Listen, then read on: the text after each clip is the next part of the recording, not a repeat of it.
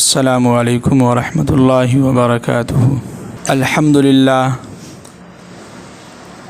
للہ رب العالمین والعاقبۃ للمتقین والصلاة والسلام علی سید المرسلین وعلی آلہ واصحابہ اجمعین، اما بعد۔ آواز دے دیجیے۔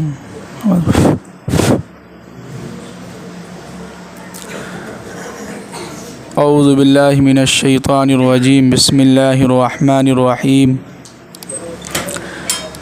یا ایہا الذین آمنوا کتب علیکم الصیام کما کتب علی الذین من قبلکم لعلکم تتقون ایاما معدودات فمن کان منکم مریضا او علی سفر فعدۃ من ایام اخر وعلى الذين يطيقونه فدية طعام مسكين فمن تطوع خيرا فهو خير له وأن تصوموا خير لكم إن كنتم تعلمون۔ صدق الله العظيم۔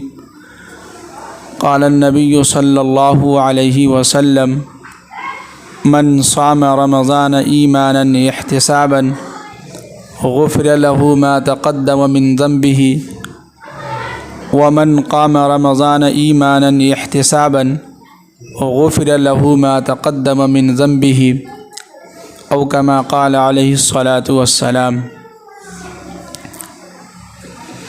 سب لوگ ایک مرتبہ درود شریف پڑھ لیں۔ اللہم صلی علی محمد وعلی آل محمد کما صلیت علی ابراہیم وعلی آل ابراہیم انک حمید مجید۔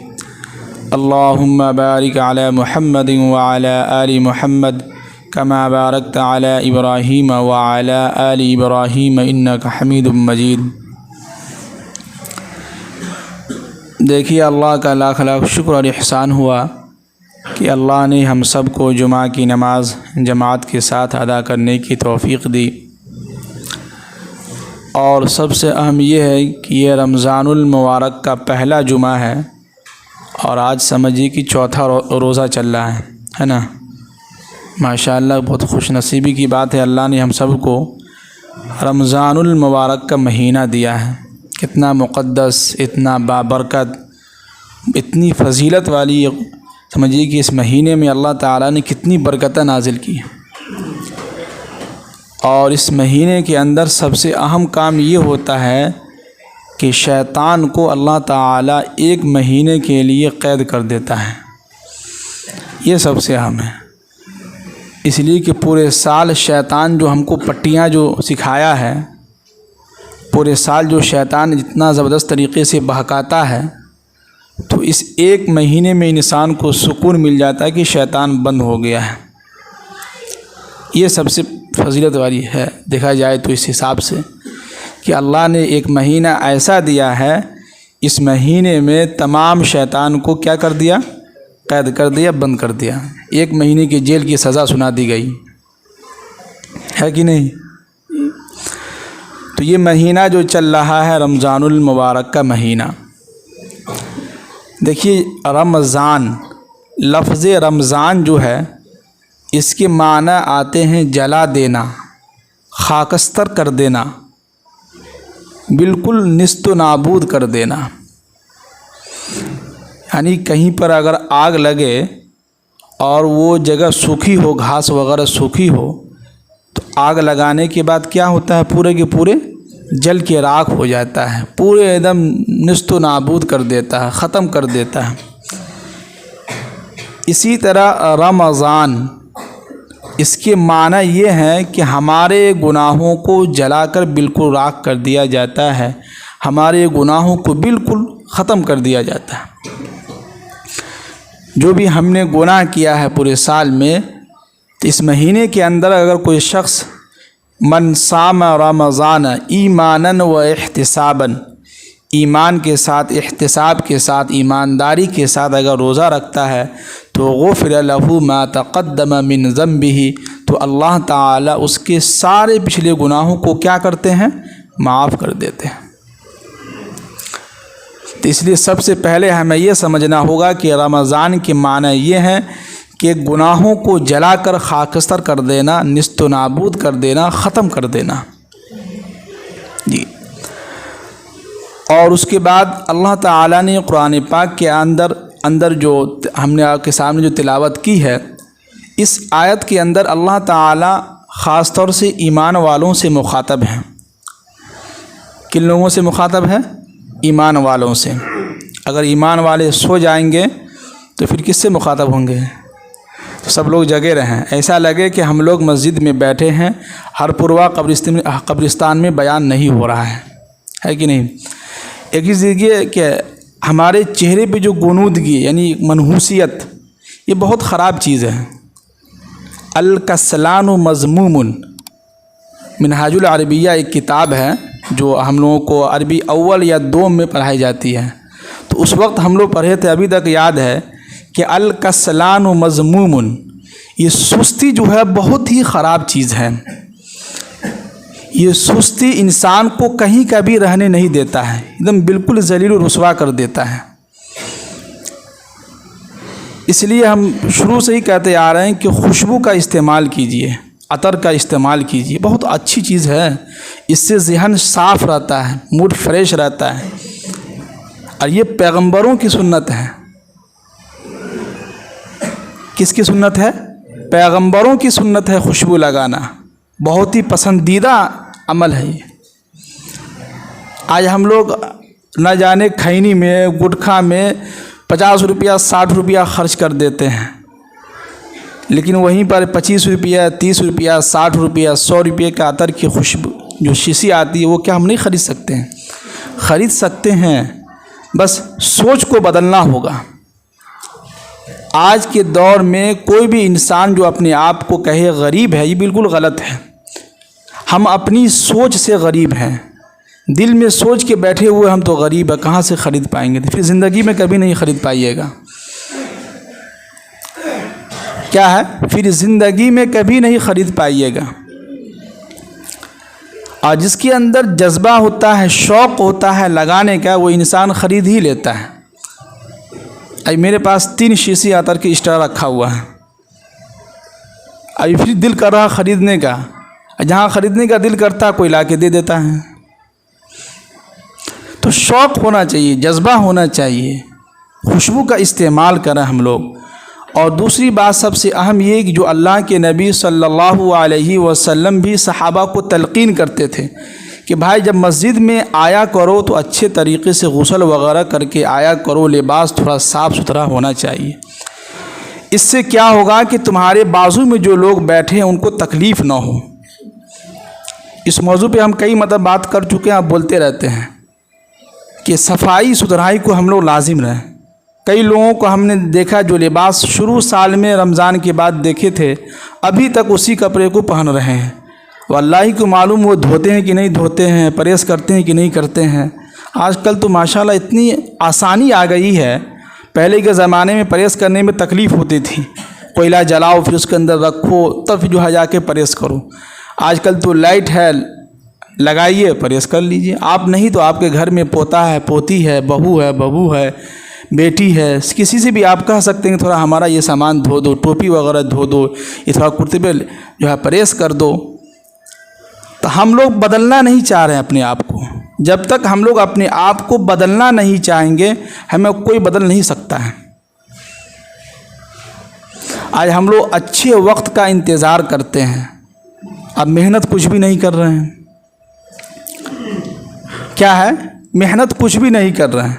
تو جب تک ہم اپنی زندگی کے اندر کچھ سوچیں گے نہیں کرنے کے لیے، اس وقت تک کچھ نہیں ہوگا۔ کم ہمتی لوگ، کم ظرف لوگ کہیں کا بھی نہیں رہتا ہے، ڈر کے مارے وہ ہمیشہ پیچھے صف میں ہی رہتا ہے۔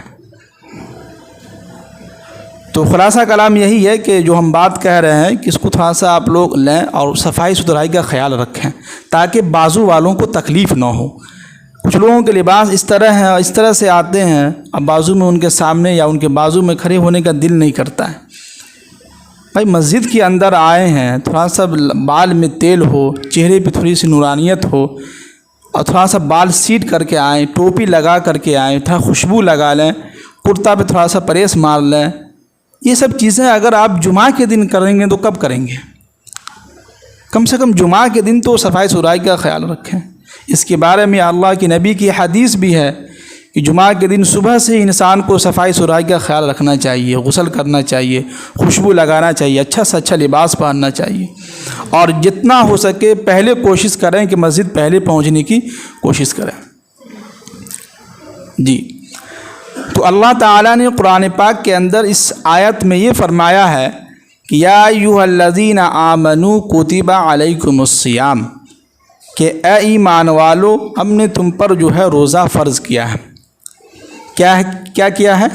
روزہ کو فرض کیا ہے۔ کما کتب علی الذین من قبلکم۔ اب یہاں پر ایک سوال یہ پیدا ہو سکتا ہے کہ اللہ تعالیٰ نے اسی امت پر ہی روزہ کو کیوں فرض کیا ہے کہ نہیں؟ کچھ غیر مذاہب یا مسلمانوں میں بھی کچھ ایسے لوگ ہیں آزاد خیال کے لوگ، لبرل لوگ جو ہوتے ہیں، وہ کہتے ہیں یار اللہ تعالیٰ نے مسلمانوں کو بھی اتنی تکلیف میں کیوں ڈالا کہ بھائی دن بھر جو ہے بھوکے پیاسے رہنا، پھر شام میں جا کے افطاری کرنا، کہ اللہ کو اس سے کیا ملے گا؟ اللہ تعالیٰ نے مسلمانوں پر کتنا ظلم کیا ہے؟ یہ سوال لوگ کر سکتے تھے، اس لیے اللہ تعالیٰ نے فوراً کہا کما، جیسا کہ کتب علی الذین من قبلکم، جیسا کہ تم سے پہلے جتنے بھی لوگ گزرے ہیں، جتنے بھی انبیاء گزرے ہیں، تمام لوگوں پر ہم نے روزہ کسی نہ کسی حالت میں فرض تھی۔ کتابوں میں لکھا ہے، تفسیر کے اندر حضرت مولانا مفتی تقی عثمانی صاحب لکھے ہیں کہ حضرت آدم علیہ السلام سے لے کے اور آخر میں ہمارے اور آپ کے نبی محمد عربی صلی اللہ علیہ وسلم تک جتنے بھی درمیان میں امت آئے، لوگ آئے، ہر قوم میں کسی نہ کسی طریقے سے جو ہے روزہ ان لوگوں پر فرض تھا۔ یہ تو بالکل فکس ہے۔ ہاں، روزے کی حالت سب کی الگ الگ تھی، وہ الگ تھا، لیکن اس کے تفسیر میں یہ بھی لکھا ہے کہ پہلے کے زمانے میں روزے کی حالت کس طرح تھی وہ دیکھیے کہ لوگ دن بھر بھوکا رہتے تھے، شام میں افطاری کیے، افطاری کرنے کے بعد کھانا کھانے کے بعد جو لوگ سو گئے تو ان کا روزہ شروع ہو گیا، اب وہ صبح سحری کچھ بھی نہیں کر سکتے ہیں۔ یہ اس زمانے کی حالت تھی، سمجھ رہے ہیں؟ یعنی پہلے کے زمانے میں یہ تھا کہ جو لوگ رات میں کھا کے سو گئے تو ان کا روزہ شروع ہو گیا، اب وہ صبح جو چاہے گا کہ صبح ابھی فجر کا وقت نہیں ہوا، دن نہیں نکلا ہے، چلو کچھ کھا لیں، تو نہیں کھا سکتا ہے، وہ سو گئے تو روزہ شروع ہو گیا، اب وہ کل جو ہے شام مغرب کے وقت ہی وہ افطاری کر سکتا ہے، کھا سکتا ہے۔ یہ اس زمانے کی شکل تھی۔ ہاں، لیکن اللہ نے دیکھے کہ اس امت پر کتنا رحم کیا، کتنا پیار و محبت اللہ تعالیٰ اپنی امت سے کرتا ہے۔ دیکھیے کہ اپنے نبی صلی اللہ علیہ وسلم کے صدقہ طفیل میں ہم لوگوں کو کیا کہا کہ احل لکم لیلۃ الصیام الرفث الی نسائکم، کہ ایسا نہیں ہے کہ پہلے کے جو لوگ جس طرح روزہ رکھتے تھے اس طرح اس میں نہیں ہوگا، نہ، اس میں یہ ہوگا کہ مغرب کی جو اذان ہوگی اس وقت لوگ افطاری کریں گے، اس کے بعد مغرب کی نماز ہوگی، پھر اس کے بعد کچھ دیر کا وقفہ ہوگا، عشاء کی نماز ہوگی، تراویح کی نماز ہوگی، تراویح کی نماز کے بعد اگر آپ چاہیں تو کھا سکتے ہیں، لیکن کوئی ضروری نہیں ہے کہ تراویح کی نماز کے بعد ہی کھائیں، اس سے پہلے بھی آپ کھا سکتے ہیں۔ یہ میں اپنا روٹین بتا رہا ہوں، میرا جو رول ہے اس سال تو جو ہے سمجھیے کہ 4 رمضان سے ہم جو ہے تراویح کے بعد کھانا بھی نہیں کھا رہے ہیں، افطاری اتنا کھا لیتے ہیں کہ جو ہے کھانا کھانے کا دل ہی نہیں کرتا ہے، کھانا کھانا تو دل کے بعد اس کو دیکھنے کا بھی دل نہیں کرتا ہے، تو 3-4 دن سے ہم عشاء کے بعد ہم کھانا نہیں کھا رہے ہیں، سیدھے ہم سحری کھا لیتے ہیں۔ تو یہ تھا، اور جو ہے سو عشاء کے بعد تراویح کے بعد آپ کھانا کھائیے، کھانا کھانے کے بعد آپ سو جائیے، پھر اللہ تعالیٰ نے یہ احسان کیا کہ سحری کا وقت رکھ دیا ہم لوگوں کے لیے کہ فجر سے آدھا 1 گھنٹہ پہلے جو ہے فجر کے اذان کے وقت، جو فجر کا جو وقت ہے اس سے آدھا 1 گھنٹہ پہلے جو ہے آپ اٹھ کے جو ہے سحری کر سکتے ہیں۔ یہ اللہ تعالیٰ نے حکم بھی دیا ہے، اور اللہ کے نبی صلی اللہ علیہ وسلم نے اس کے بارے میں فضیلت بھی بتلائی ہے کہ سحری کیا کرو، اس میں برکت ہے، چاہے 1 کھجور ہوئی کیوں نہ ہو، دیکھیے اللہ تعالیٰ نے کتنی اس امت پر رحم کیا، اور اس اللہ کے نبی صلی اللہ علیہ وسلم کے صدقہ طفیل میں اللہ تعالیٰ نے ہم لوگوں پر اتنا رحم کیا کہ سحری کا وقت دے دیا کہ چلو بھائی فجر سے آدھا ایک گھنٹہ پہلے اٹھ کے جو ہے جس کو جو کچھ بنانا ہو بنا لے، اور اذان سے پہلے کھا پی کے جو ہے فارغ ہو جائے، اور اس کے بعد نماز ادا کرے۔ کئی لوگوں کو یہ دیکھتے ہیں، یہ بہت ہی غلط حرکت ہے کہ سحری کھا کے لوگ سو جاتے ہیں۔ بتائیے، سحری کھانے کے بعد فجر کا وقت شروع ہو جاتا ہے، اور اسی لیے فجر کے اذان کے 10 منٹ کے بعد ہی جو ہے جماعت رکھی گئی ہے، تاکہ 10 منٹ میں لوگ سنت وغیرہ سے فارغ ہو جائے، فوراً جماعت ہو جائے، جماعت کے بعد آپ جا کے سو جائیے۔ آپ کیا، ہم بھی جا کے سو جاتے ہیں، یہاں تعلیم سے اٹھنے کے بعد ہم جا کے سو جاتے ہیں، 8 بجے اٹھتے ہیں، 9 بجے اٹھتے ہیں، تب قرآن پاک یاد کرتے ہیں۔ تو سحری کھانے کے بعد کوشش یہ کیجیے، اگر آپ مان لیجئے کہ 4:45 میں اذان ہو رہی ہے، 4:45 پر وقت ختم ہو رہا ہے، 55 پہ جماعت ہو رہی ہے، اگر آپ 4 بجے مان لیجئے سحری کھا رہے ہیں، تو اگر آپ کے پاس سمجھے کہ سحری کھانے کے بعد آدھا گھنٹہ بھی باقی ہے اذان میں، تو ایک کام کیجئے کہ مسجد میں آ جائیے، تہجد کی نماز ادا کیجئے، 2 رکعت ہو، 4 رکعت ہو، 8 رکعت ہو، 12 رکعت ہو، جتنا آپ کے اندر تو دل چاہے، جتنی آپ کی توفیق ملے، اتنا آپ تہجد کی نماز ادا کر لیجئے۔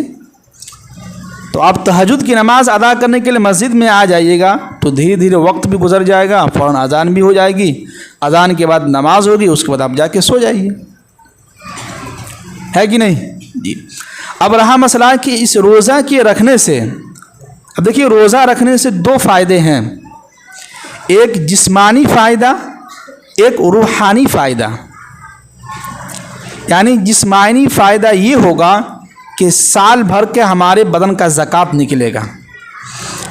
کیا مطلب کہ ہمارے بدن کے اندر جو زیادہ جو کیا بولتے ہیں لیور ہے، فیٹی ہے، چربی ہے، پیٹ کا نکلنا ہے، جو بہت ساری جو بیماریاں ہیں، ان بیماریوں سے سمجھیے کہ آپ چھٹکارا حاصل کر سکتے ہیں۔ جیسے کہ آپ کے پاس مان لیجیے مال ہے، پیسہ ہے، اس پیسے پہ 1 سال پر گزرتا ہے، تو اس پر سے کیا ہے، زکوٰۃ نکالنا ہوتا ہے۔ اتنا تو معلوم ہے کہ حولان حول کا ہونا، یعنی 1 سال کا ہونا، اس پر کیا ہوتا ہے، زکوٰۃ واجب ہو جاتی ہے، زکوٰۃ فرض ہے، زکوٰۃ نکالنا ہوتا ہے۔ اسی طرح ہم جو سال بھر 11 مہینے جو کھائے ہیں، اس کھانے کی وجہ سے بدن کے اندر بہت ساری چیزیں ایسی جو گندگی ہیں، بہت ساری چیزیں ایسی جو فالتو ہیں، تو اس اللہ تعالیٰ نے دیکھیے کتنا رحم کیا کہ 1 مہینہ ایسا دے دیا کہ بندہ دن بھر جو ہے بھوکے رہ کے اپنے جسم کو، اپنے باڈی کو صحیح کر سکتا ہے، درست کر سکتا ہے، اور جسم کی جو زکوٰۃ ہے، جو فالتو چیزیں ہیں، جو سال بھر جو کھائے ہیں، تو اس سے یہ پتہ چلے کہ آپ کے جسم سے زکوٰۃ نکلے، ہے کہ نہیں۔ تو جسم کا بھی زکوٰۃ ہوتا ہے، جس طرح مال کا زکوٰۃ ہے، اسی طرح جسم کا بھی زکوٰۃ ہے۔ تو یہ جسمانی فائدہ ہو گیا۔ روحانی فائدہ یہ ہوگا کہ لعلکم تتقون، تاکہ ہم پرہیزگار بن جائیں۔ کیا بن جائیں؟ پرہیزگار بن جائیں، ڈرنے والے بن جائیں، متقی بن جائیں، پرہیزگار بن جائیں، گناہوں سے ڈرنے والے بن جائیں، اللہ سے ڈرنے والے بن جائیں۔ اصل میں دیکھیے، ہم نے کئی جمعہ ہم کہتے رہتے ہیں، آپ کے سامنے حدیث بھی بیان کرتے ہیں کہ مسجد نبی کو بھی آپ دیکھ سکتے ہیں کہ اپنے اپنے بچوں کو ساتھ میں لے کے بیٹھیے۔ آپ لوگ سمجھتے کیوں نہیں ہیں؟ ایسا لگتا ہے کہ میں عربی میں سمجھا رہا ہوں کہ آپ لوگ سمجھنے کو تیار نہیں ہیں، یا فارسی میں سمجھا رہا ہوں۔ عقل مند ہے، سمجھدار ہے، قرآن کہتا ہے کہ افلا تعقلون، کیا تم عقل سے کام نہیں لیتے ہو؟ تو تھوڑا عقل استعمال کریں۔ جب ایک بات کہی جا رہی ہے اور قرآن و حدیث سے بات کہی جا رہی ہے، تو اس کو آپ لینا، اپنے بچوں کو، اپنے پوتا پوتی کو، بیٹا کو، سب کو جو اپنے پاس لے کے بیٹھیں۔ بچہ کو لے کے آئیں، ہم منع نہیں کر رہے، لے کے آئیں، لیکن اپنے سامنے بیٹھائیں، اس کو اپنے پاس بیٹھائیں اس کو، تو انشاءاللہ بچہ آپ کا بدمعاشی نہیں کرے گا۔ اس لیے کہ بچہ جب اپنے اکیلے میں بیٹھا رہتا ہے تو چپ چاپ بیٹھا رہے گا، بھلے حرکت کرے گا ہاتھ سے، لیکن بات چیت نہیں کرے گا۔ اتنا تو ہوگا۔ جہاں کتا کو دیکھے ہوں گے، جب کتا اکیلے رہتا ہے منڈی لٹکا کے یا اپنا چپ چاپ رہتا ہے، جہاں 4-5 کتے جمع ہو گئے تو تو پھر جو لوگ سوئے ہیں ان کو بھی جگا دیں گے جیسے ہم کو جگا دیتے. اسی طرح بچے اگر ایک جگہ جمع ہوں گے تو یہ ہوگا. اکیلے بیٹھے ہیں، دیکھیے کتنا شریف بچہ بیٹھا ہوا، کتنا شانتی سے بیٹھا ہوا سن رہا ہے غور، بھلے سمجھ میں آئے یا نہ آئے لیکن غور سے ہم کو دیکھ رہا ہے. بچہ اکیلا ہے، کوئی ہے نہیں. دیکھیے یہی اگر اس کو وہاں بھیج دیں سب سے زیادہ بدماشی یہی کرے گا، پھر اٹھا پٹک کرے گا. یہ بچے کی صفت ہے، یہ ہوتا ہے بچے کے اندر، یہ کوئی خرابی نہیں، یہ بچے کی صفت ہے، ہوتا ہے کہ جہاں 2-3 بچے ملیں گے وہاں ہلہ گلہ ہوگا، بات چیت ہوگی. تو تھوڑا ہم لوگ اس کو تھوڑا سیریس لیں کہ اپنے بچوں کو مسجد میں لائیں. سختی سے ہم کہہ رہے ہیں لائیں بچوں کو، ابھی سے بچوں کو عادت ڈالیں مسجد لانے کی. ہاں لیکن اپنے پاس رکھیں، اپنے بازو میں بیٹھائیں، کوئی اس کو پیچھے نہ کرے. ہاں اگلی صف میں نہ رکھیں، پچھلے والے صف میں، اس کے پچھلے میں اپنے پاس رکھیں، اس کو پیچھے نہ جانے دیں. جی تو بات کہاں چل رہی تھی؟ لعلکم تتقون پہ. ہاں کہ ہمارے اندر کیا ہوگا؟ تقویٰ پیدا ہوگا، پرہیزگاری ہوگی، اللہ سے ڈرنے والے ہم بنیں گے. کیا بنیں گے؟ اللہ سے ڈرنے والے بنیں گے. تو یہ روزہ کا خلاصہ ہو گیا. تو پتہ یہ چلا کہ اللہ تعالیٰ نے رمضان کے روزے ہمارے اوپر کیا ہے؟ فرض کیے ہیں.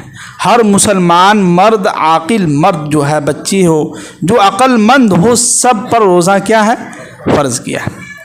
اب دیکھیے کہ اللہ تعالیٰ نے 11 مہینے میں سے یعنی 12 مہینے میں سے 1 مہینہ ہمیں حکم دیا ہے کہ آپ روزہ رکھیں. اب یہاں پر یہ بھی ہے، اب حدیث میں آئیے، اللہ کے نبی نے فرمایا کہ یہ مہینہ صبر کا مہینہ ہے.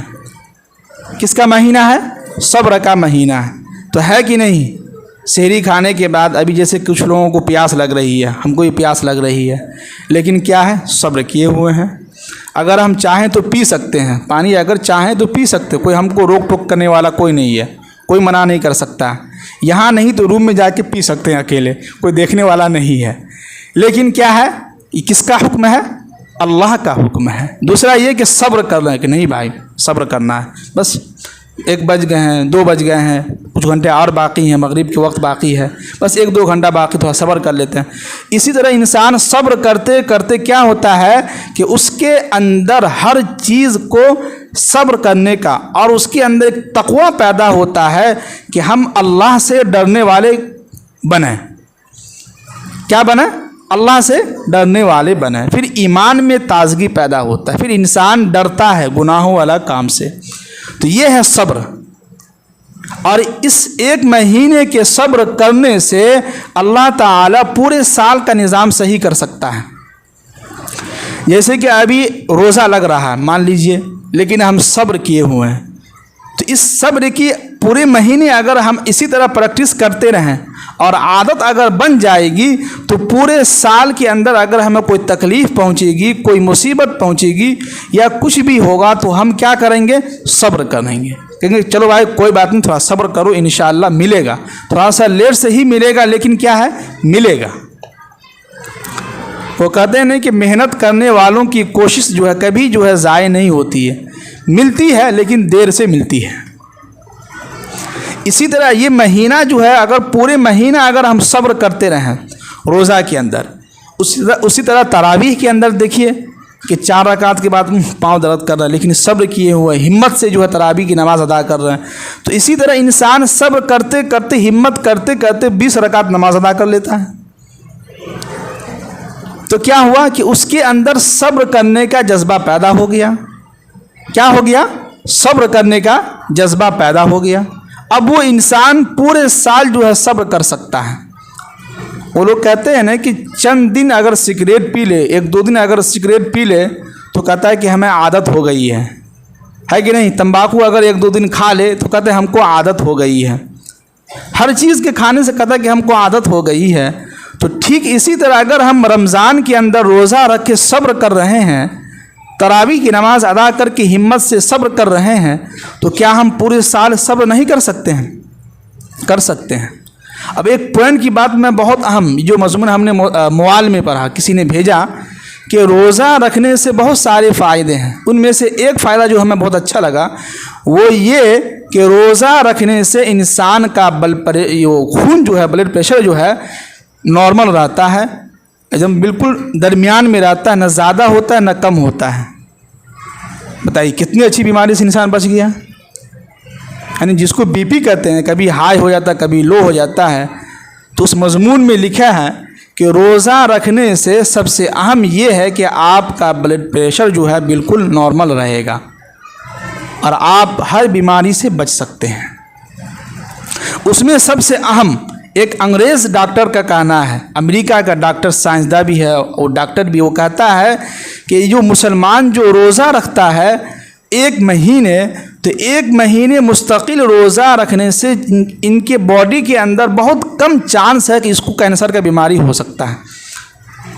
یعنی بہت کم امید ہے کہ ان کو کینسر ہو سکتا ہے، یعنی یہ کینسر کی بیماری سے بچ سکتا ہے. یہ ایک ڈاکٹروں کی تحقیق اپنی ہے، یہ کتاب و حدیث کی روشنی میں نہیں کہہ رہے ہیں، یہ ڈاکٹر کی اپنی ایک تحقیق ہے، ریسرچ ہے، ان کا ایک اپنا مضمون ہے، ان کی ایک اپنی رائے ہے. تو ہمیں بھی ایسا لگتا ہے کہ ہو سکتا ہو. اگر اس پر یقین رکھتے ہوئے سب سے اہم یہ ہے کہ روزہ ہم اس نیت سے رکھیں کہ اللہ کا حکم ہے. یہ نیت نہ کریں کہ ارے ہم بیماری سے بچ سکتے ہیں، کینسر سے بچ سکتے ہیں، بی پی سے جو ہے بچ سکتے ہیں، ہمارے جسم کی جو باڈی جو زیادہ پیٹ جو زیادہ نکل گیا ہے اور خود زیادہ موٹے ہو گئے ہیں تو روزہ رکھنے سے پتلے دبلے ہو جائیں گے، پیٹ تھوڑا کم ہو جائے گا. یہ اگر آپ کی نیت ہے تو اس سے آپ کا صحت تو ٹھیک ہو سکتا ہے، وزن بھی کم ہو سکتا ہے، لیکن آپ کو اس پر ثواب نہیں ملے گا. اس پر کیا ہے؟ ثواب نہیں ملے گا. کیوں؟ اس لیے کہ آپ کی نیت پہلے ہی خراب ہو گئی ہے، آپ نے نیت پہلے ہی بدل لیا ہے.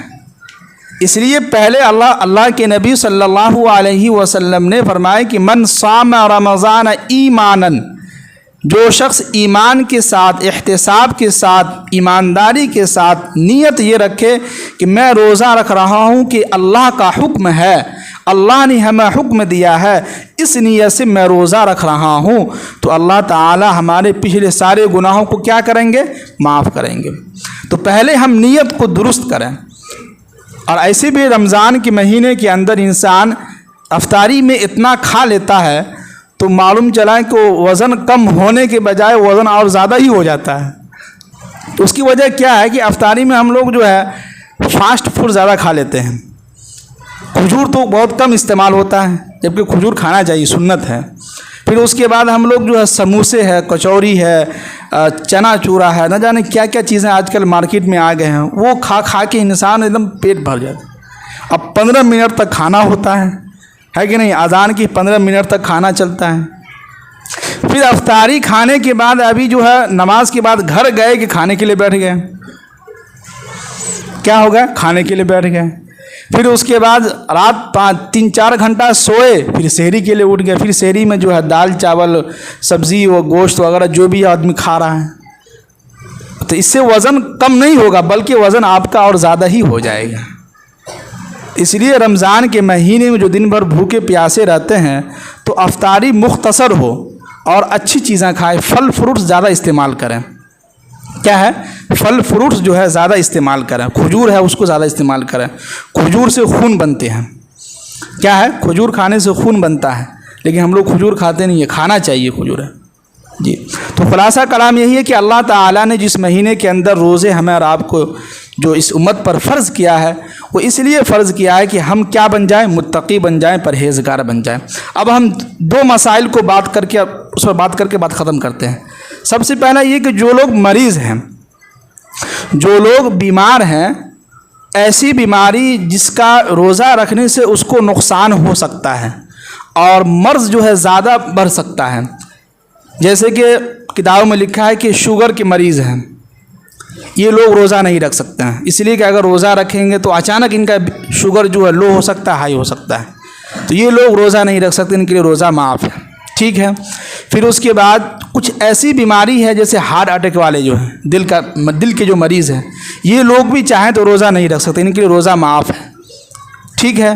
باقی کوئی یہ کہے کہ ہم کو پیٹ میں گیس بناتا ہے، یہ کوئی بیماری نہیں ہے، اس سے روزہ آپ کے اوپر کوئی معاف نہیں ہو سکتا، روزہ آپ کو رکھنا ہوگا. سمجھ رہے ہیں؟ کوئی کہے کہ ہم کو بدن میں درد رہتا ہے، پیٹ دن بھر خالی رہتے ہیں تو گیس بناتا ہے، کچھ بھی نہیں کھاتے ہیں، تو یہ کوئی بیماری عذر نہیں کہلائے گی. یہ کوئی بیماری فقہاء کرام نے کتاب میں نہیں لکھا ہے، یہ کوئی بیماری نہیں ہے. جو کتاب میں لکھا ہے شوگر کے مریض ہے اور جو دل کے مریض ہیں اور جو ایسی بیماری ہے جس سے ڈاکٹر کا کہنا ہے، ڈاکٹروں نے آپ سے کہا ہے کہ اگر آپ دوا نہ کھائیں گے، اگر بھوکے رہ جائیں گے تو مرنے کا اور آپ کی دنیا سے جانے کا خدشہ ہے، ڈر ہے، تو ایسے حالت میں آپ روزہ نہیں رکھ سکتے ہیں. یہ مریض لوگوں کے لیے ہے، سمجھ رہے ہیں؟ یہ مریض لوگوں کے لیے ہے. اب رہا مسئلہ جو سفر ہیں، سفر سمجھتے ہیں کہ جیسے کہ یہاں سے دوسری جگہ جانا، تو سفر کا بھی بہت ساری یہ ہے. ایک وہ جیسے کہ آپ نے صبح گھر پر سحری کیا، ٹھیک ہے، سحری کرنے کے بعد صبح آپ کو 7 بجے جو ہے گورکھپور جانا تھا مان لیجئے. اب آپ نے کہا کہ ہمارا سفر شروع ہوتا ہے تو ہم روزہ نہیں رکھ سکتے، تو یہ سفر کوئی معنی نہیں ہوگا، اس سفر سے روزہ معاف نہیں ہے. روزہ اس سفر سے معاف ہے کہ سحری آپ کا سفر میں ہو. جیسے کہ مان لیجئے آپ نے مغرب کے بعد آپ کو جانا ہے لدھیانہ، اور مغرب کے بعد 8 بجے کے قریب جنائک یہاں سے بتیا سے جاتی ہے، تو آپ جو ہے یہاں سے آپ نکل رہے ہیں تو راستے میں جو ہے سحری کا وقت ہو رہا ہے، تو ایسے حالت میں روزہ آپ کے لیے معاف ہے. سمجھ رہے ہیں؟ سحری اگر آپ اپنے گھر پر آ کے کر رہے ہیں یا گھر سے کر کے نکل رہے ہیں تو ایسے حالت میں روزہ معاف نہیں ہے.